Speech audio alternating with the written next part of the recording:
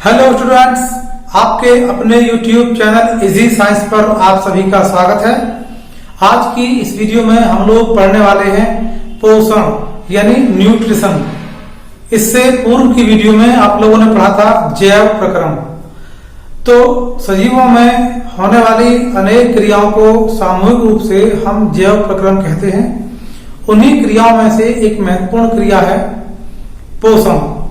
तो इस वीडियो में हम आपके लिए बताएंगे कि पोषण क्या है, कितने प्रकार का होता है और किस प्रकार से होता है, इसके महत्व क्या है, इन सभी बातों का अध्ययन करेंगे हम इस वीडियो में। आप वीडियो को बिल्कुल भी स्किप मत करिए, बने रहिए हमारे साथ, सब कुछ आसानी से आपकी समझ में आएगा। तो चलिए बिना देर किए शुरू करते हैं आज की इस वीडियो को।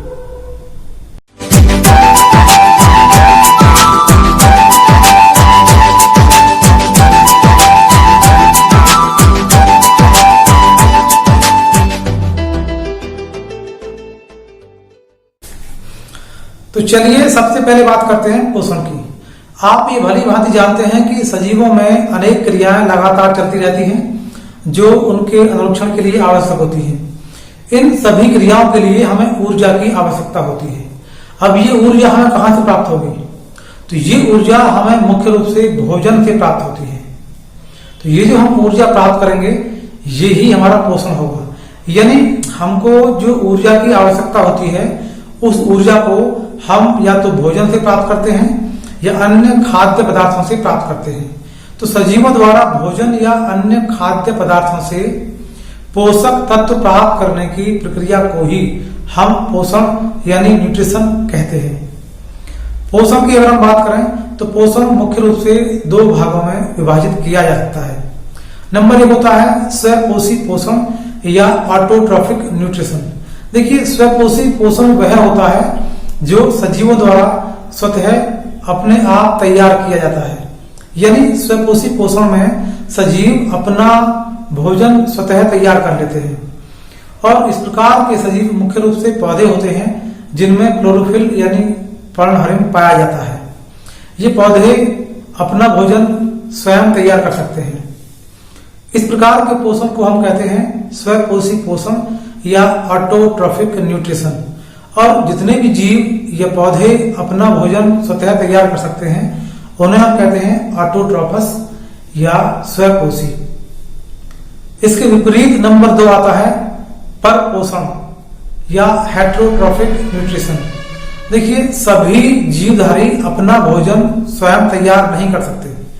अधिकांश जंतु अपने भोजन के लिए अन्य जंतुओं पर या पौधों पर ही निर्भर होते हैं। तो इस प्रकार का पोषण कहलाता है परपोषण या हेटेरोट्रॉफिक न्यूट्रिशन। और इस प्रकार के जीवधारी जो अपना भोजन स्वयं तैयार नहीं कर सकते उन्हें हम कहते हैं परपोषी या हेटेरोट्रॉफस। यदि हम बात करें परपोषी की तो इन परपोषी जीवों को हम आगे 3 उपवर्गों में विभाजित कर सकते हैं। नंबर 1 होता है प्राणी संभोज या हालोजोइक। हालोजोइक वे सजीव होते हैं जो ठोस या द्रव अवस्था में अपना भोजन ग्रहण करते हैं, जैसे मनुष्य, गाय, कुत्ता या बिल्ली। ये सभी प्राणी संभोज कहलाते हैं। नंबर 2 होता है परजीवी या पैरासाइट। परजीवी वे जीव जंतु होते हैं जो अपना भोजन स्वयं तैयार नहीं कर सकते, अन्य जंतुओं या पौधों पर भोजन के लिए निर्भर होते हैं, जैसे फीताकृमि या अमरबेल। फीताकृमि मनुष्य की आंत में पाया जाता है और ये अपना भोजन स्वयं तैयार नहीं करता, मनुष्य की आंत से ही अपना पोषण प्राप्त करता है।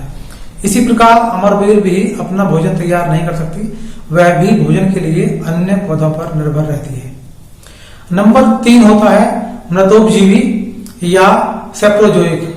वे जीव जो मृत जीवों से अपना भोजन प्राप्त करते हैं वे मृतोपजीवी कहलाते हैं, जैसे कवक, जीवाणु या मशरूम। आपने देखा होगा कवक या जीवाणु या मशरूम मुख्य रूप से वही उगते हैं जहां पहले से कोई मृत जंतु या जीव होता है।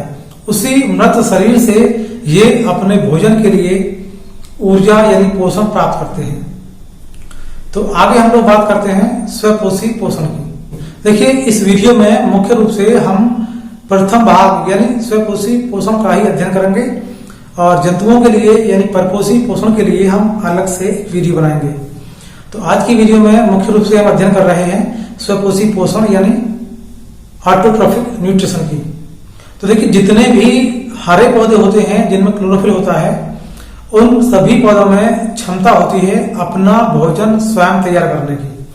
तो ऐसे पौधे सूर्य के प्रकाश की उपस्थिति में वातावरण से कार्बन डाइऑक्साइड और जल लेकर के सामान्य कार्बनिक यौगिकों को अकार्बनिक यौगिकों में परिवर्तित कर देते हैं, और उत्पाद के रूप में हमें कार्बोहाइड्रेट्स प्राप्त होता है, जो उनके भोजन का मुख्य अवयव है। तो ये जो अभिक्रिया होती है, इस अभिक्रिया को हम कहते हैं प्रकाश संश्लेषण। प्रकाश संश्लेषण मुख्य रूप से वह अभिक्रिया है जिसमें सूर्य के प्रकाश की उपस्थिति में हरे पौधे अपना भोजन स्वयं तैयार करते हैं। ये एक प्रकार की जैव रसायन अभिक्रिया है, और इस अभिक्रिया को हम ऑक्सीकरण अपचन अभिक्रिया भी कहते हैं, क्योंकि इसमें ऑक्सीकरण भी होता है और अपचन भी होता है। तो वह अभिक्रिया जिसमें पर्णहरित युक्त पौधे सूर्य के प्रकाश की उपस्थिति में सरल अकार्बनिक यौगिकों अर्थात कार्बन डाइऑक्साइड तथा जल को कार्बोहाइड्रेट्स के रूप में परिवर्तित कर देते हैं, उस अभिक्रिया को हम कहते हैं प्रकाश संश्लेषण। देखिए, कार्बोहाइड्रेट्स जो होता है वह एक कार्बनिक यौगिक होता है जो कार्बन, हाइड्रोजन और ऑक्सीजन से मिलकर बना होता है, और इस यौगिक में कार्बन, हाइड्रोजन और ऑक्सीजन का अनुपात 1:2:1 होता है। जैसे C3H6O3 जिसे हम कहते हैं लैक्टोज। इसी प्रकार होता है C6H12O6 जिसे हम कहते हैं ग्लूकोज। इसी प्रकार अन्य यौगिक भी होते हैं जैसे माल्टोज, फ्रक्टोज। ये सभी कहलाते हैं सामूहिक रूप से कार्बोहाइड्रेट्स। तो प्रकाश संश्लेषण में हरे पौधे कार्बोहाइड्रेट्स का निर्माण करते हैं, और यही कार्बोहाइड्रेट्स इन पौधों में भोजन के रूप में संचित रहता है, और ये स्टार्च के रूप में संचित हो जाता है, जो कि जल में अघुलनशील रहता है। यदि हम अभिक्रिया की बात करें तो अभिक्रिया होती है 6CO2 plus 12H2O equals to C6H12O6 plus 6H2O plus 6O2, यानी उत्पाद के रूप में हमको प्राप्त होता है ग्लूकोज और 6 अणु जल के प्राप्त होते हैं। इसके साथ ही सह उत्पाद के रूप में 6 अणु ऑक्सीजन गैस के भी प्राप्त होते हैं, और इस अभिक्रिया के लिए सूर्य के प्रकाश का होना बहुत आवश्यक है। और यह प्रक्रिया यानी यह अभिक्रिया तभी होती है जब पौधों में पर्णहरित होता है। तो प्रकाश संश्लेषण जो होता है वह एक ऑक्सीकरण अपचन अभिक्रिया होती है, क्योंकि इसमें कार्बन डाइऑक्साइड गैस का अपचन होता है ग्लूकोज में, और इसके विपरीत जल का ऑक्सीकरण होता है ऑक्सीजन गैस के रूप में। इसलिए इस अभिक्रिया को हम ऑक्सीकरण अपचन अभिक्रिया भी कहते हैं। तो ये प्रकाश संश्लेषण अभिक्रिया मुख्य रूप से 3 चरणों में पूरी होती है।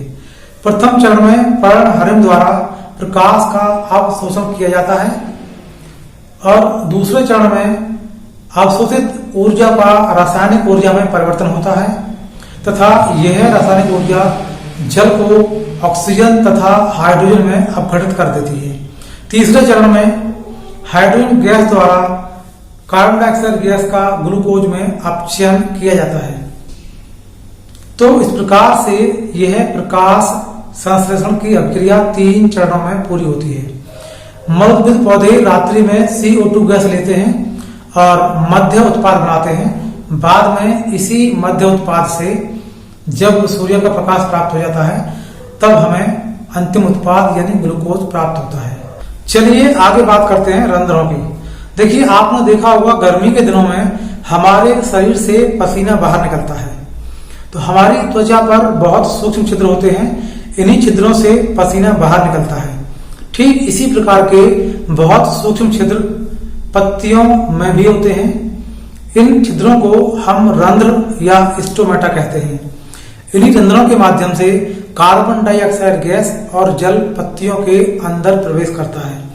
आवश्यकता के अनुसार ये रंध्र खुलते और बंद होते रहते हैं। जिन कोशिकाओं के द्वारा इन छिद्रों का खुलना और बंद करना नियंत्रित होता है उन्हें हम द्वार कोशिका या गार्ड सेल कहते हैं। जब गार्ड सेल में जल प्रवेश कर जाता है तो कोशिका फूल जाती है और रंध्र खुल जाता है। तो इस प्रकार गार्ड सेल यानी द्वार कोशिका के द्वारा रंध्रों का खुलना और बंद होना नियंत्रित होता है।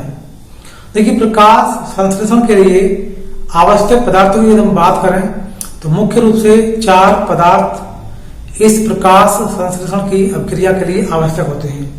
नंबर 1 होता है क्लोरोफिल यानी पर्णहरित। पर्णहरित के कारण ही पत्तियों का रंग हरा होता है और पर्णहरित के कारण ही यह अभिक्रिया हो पाती है। यदि पत्तियों में पर्णहरित न हो तो प्रकाश संश्लेषण संभव नहीं है।